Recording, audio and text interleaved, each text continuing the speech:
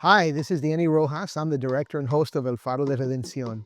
El Faro de Redención is the only daily Christian radio program made by Cubans for Cuba. And we are reaching every corner of the island with Christ-centered Bible teaching.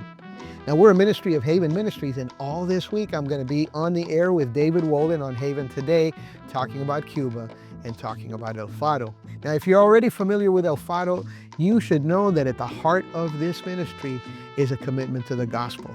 We believe, as the Apostle Paul says in Romans 1:16, it is the power of God unto salvation for everyone who believes.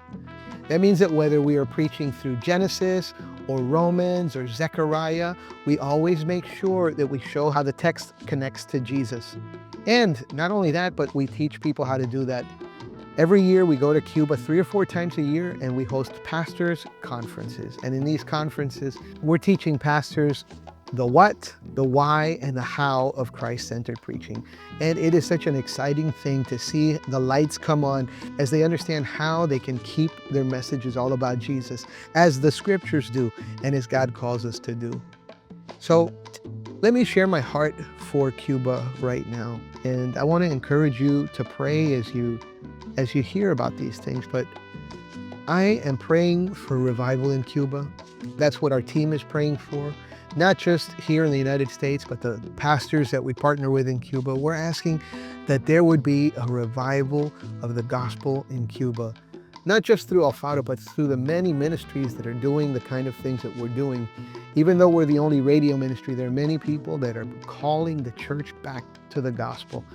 At a time when the church is distracted by so many different kinds of teachings, including prosperity teaching and legalism and moralism, Christ-centered preaching brings the gospel back to the front and the center, and it encourages people to remain with their eyes fixed on Jesus.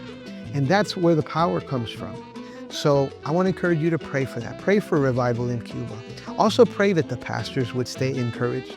It's discouraging to deal with the power outages, to deal with families that leave and don't come back, to deal with having to find food and worrying if it's going to spoil in the refrigerator because there's no electricity.